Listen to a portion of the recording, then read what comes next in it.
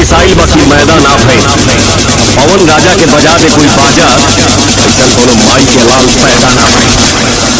DJ Nandan Raj DJ Nandan राज sensor board जल्दी लगाया जाए और नहीं लगाने पे ये इंडस्ट्री नहीं रहेगा, कुछ और बन जाएगा।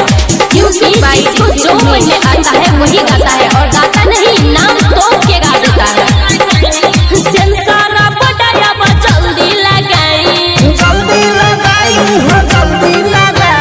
सेंसर बोर्ड अब जल्दी लगाई। भोजपुरी इंडस्ट्री के जल्दी बचाई, सेंसर बोर्ड अब जल्दी लगाई। कहानी के दुश्मनी हमारा से बात हमारे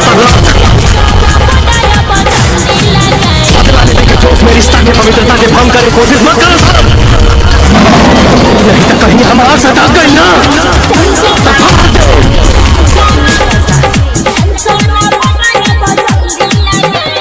बेटी बहन न बुझेला केहू,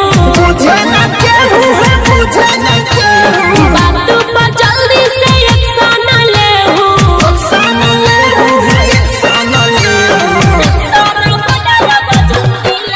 हर बेटी बहन न बुझेला केहू, बात पर जल्दी से action लेहू।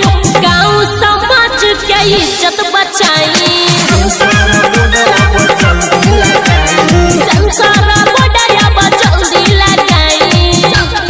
DJ Nandan Raj DJ Nandan राज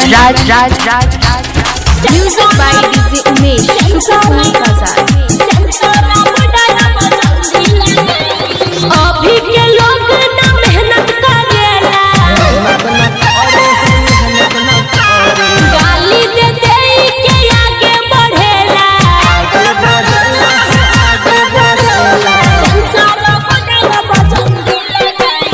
अभी के लोग ना मेहनत करेला, दूसरा के गाली दे आगे हमें क्या डराएगा मौत का मंजर,